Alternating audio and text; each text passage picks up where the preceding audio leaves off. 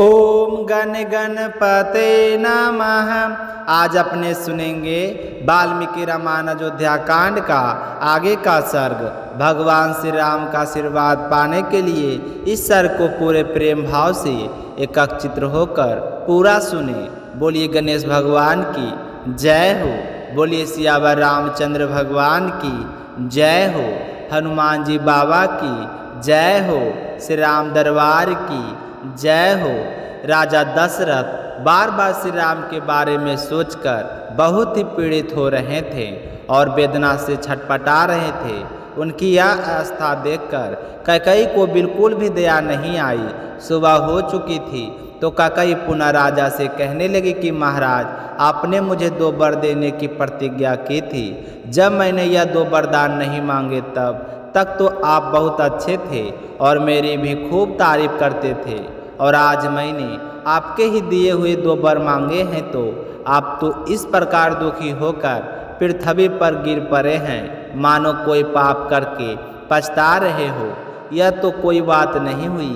आप तो सत्पुरुष हैं, तो आपको सत्पुरुषों की मर्यादा में स्थिर रहना चाहिए, ना कि इस तरह से विलाप करना चाहिए।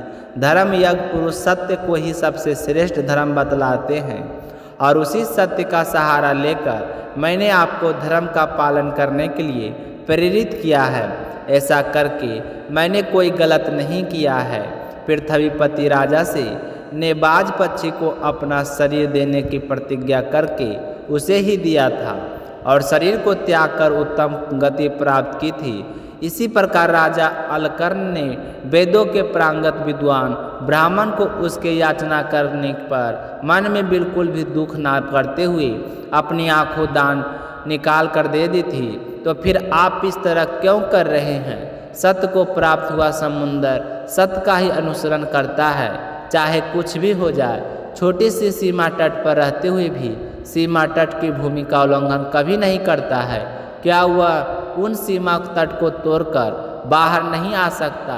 यह सब कुछ जानकर भी आप अनजान बन रहे हैं। सत्य ही सब कुछ है। सत्य शब्द ब्रह्मा है, सत्य ही धर्म समाया है, सत्य ही अविनाशी वेद है, और सत्य ही यह परम ब्रह्म की प्राप्ति होती है। इसलिए हे महाराज, अगर आपकी बुद्धि में धर्म है तो आप सत्य का अनुसरण कीजिए।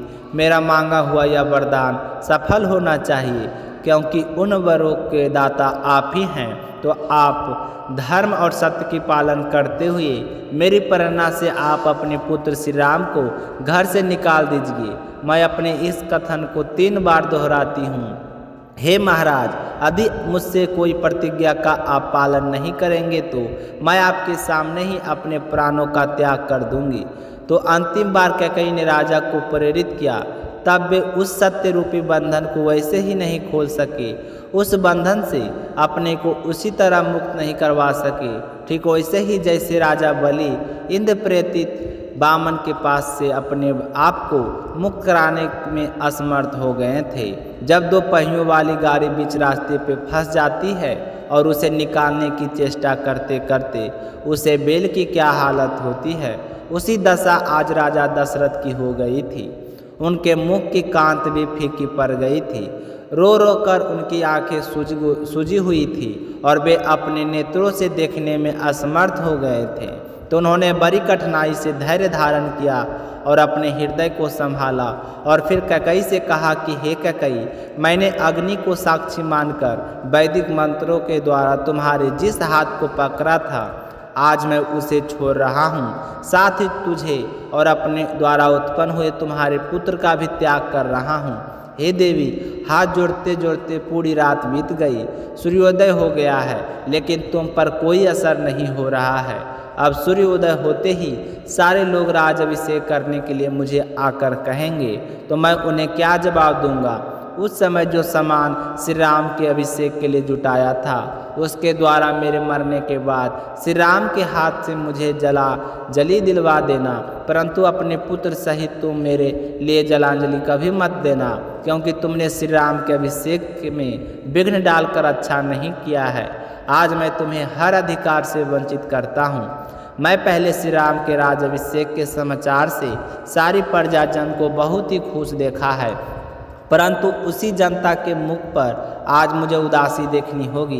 तो राजा की बात सुनकर कैकेयी कहती है कि हे महाराज, आप जहर और शूल आदि रोगों के समान कष्ट देने वाले हैं, ऐसे वचन क्यों बोल रहे हैं, जब आपको पता है कि इन बातों से कुछ नहीं होने वाला है। आप बिना किसी कलेश के अपने पुत्र श्री राम को यहाँ बुलवाइए और मेरे पुत्र भरत का राजाभिषेक कीजिए।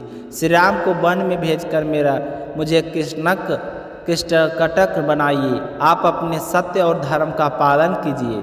तो कैकेयी के ऐसा कहने पर राजा दशरथ कहने लगे कि मैं धर्म के बंधन में बंधा हूँ, मेरी चिंतना लुप्त होती जा रही है, इसलिए इस समय मैं अपने धर्मपरायण मेरे प्रिय पुत्र श्री राम को देखना चाहता हूँ।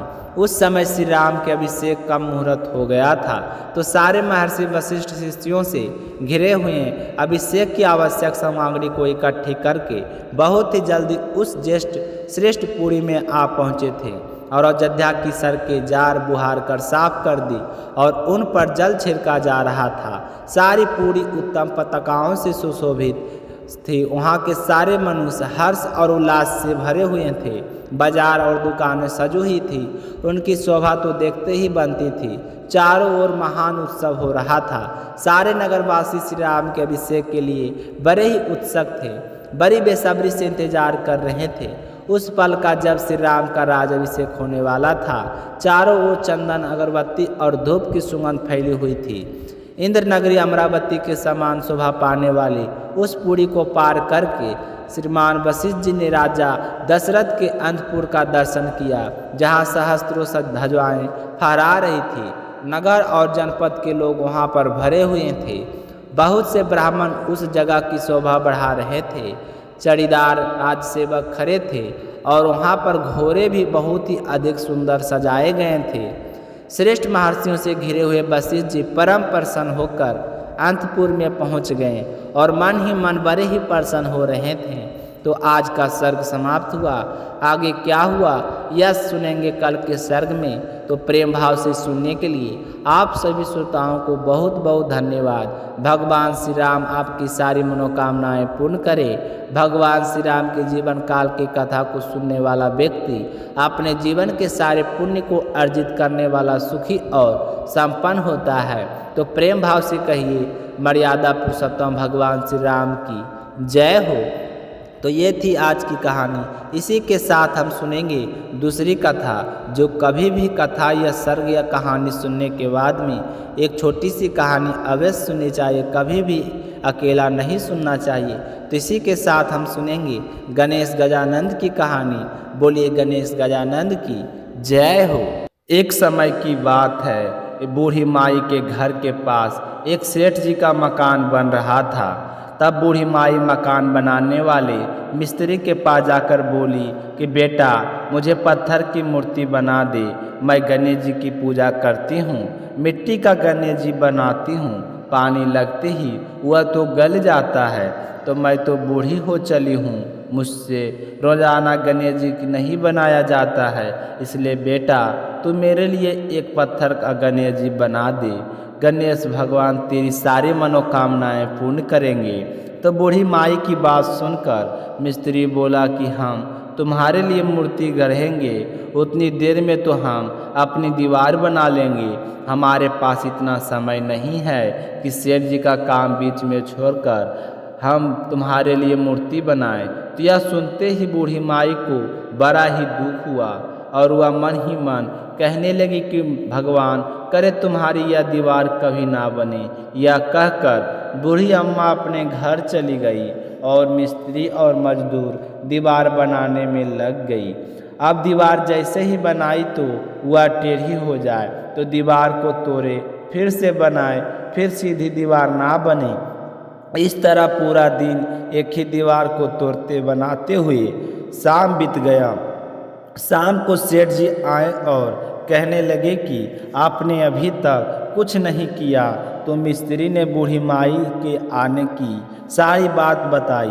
तो सेठ जी ने सुनकर बूढ़ी माई के पास गए और प्रणाम करके कहने लगे कि माँ जी आप आशीर्वाद दो कि मेरा मकान जल्दी से बन जाए। मैं तुम्हारे लिए पत्थर का क्यों, सोने का गणेश जी बनवा दूंगा।